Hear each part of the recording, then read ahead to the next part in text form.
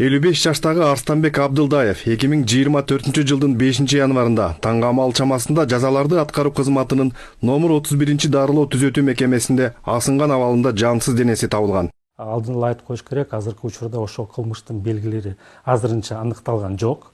Бирок ошол бүт баары ошол өзүн өлтүрүү, суицидке мындай окшош белгилери аныкталды. Бирок ага карабастан баары ички кызматтык үйлүктө жүргүзүлөт. Арстан Алай өзүнүн жанын кыйганга даярдык көргөн учурлары видео көзөмөлгө түшкөн. Тасмада 5 январда таңкы саат 3:54-төрдө Арстан Алай дарыланып жаткан бөлмөсүнө кирип, сүлгүгө ашканадан алып келген электр чайнигинин шнурун улап, бөлмөсү менен ашкананын ортосунда ары-бери басып жүргөнүн көрүүгө болот.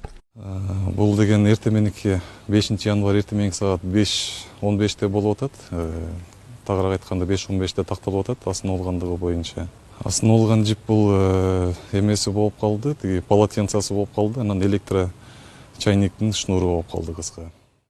Арстан Алай буга чейин ден соолугунун начарлап жатканын айткан. Тагыраагы кулактарына дабыштар угулуп, көзүнө карандар көрүнүп жатканын дарыгерлерге билдирген. Жаза аткаруу кызматынын номер 31 түзөтүү мекемесинин жетекчисинин айтымында Арстан Алай мекемеге келген күндөн тарта уйкусу качып, ары-бери басып, өзү менен өзү сүйлөшүп жүргөн. Примерный диагнозу боюнча расстройство личности деп келген бизге. Бизге келгенден кийин кабыл алганбыз. Тууралап эле өзүнүн оорусуна жайгаштуу биз многопрофильный отделенияга жайгаштырганбыз. Аякта болсо дарысын, лечениясын как положено алды. Анан бизден администрациядан бир нерсени суранган, ошо тиги территориянын ичинен кичинекей эмеге чуркап турсак болобу деп. Тер чыкканда кичине эс алып калып атам, башым тынчып калып атат деген сөздөрдү айтып аткан өзү. Бул саат бергенбиз, ал ошо тиги биздин больницанын территориясы боюнча ушундай чуркаганга өзүн позволяет, өзүнүн эмеси бар.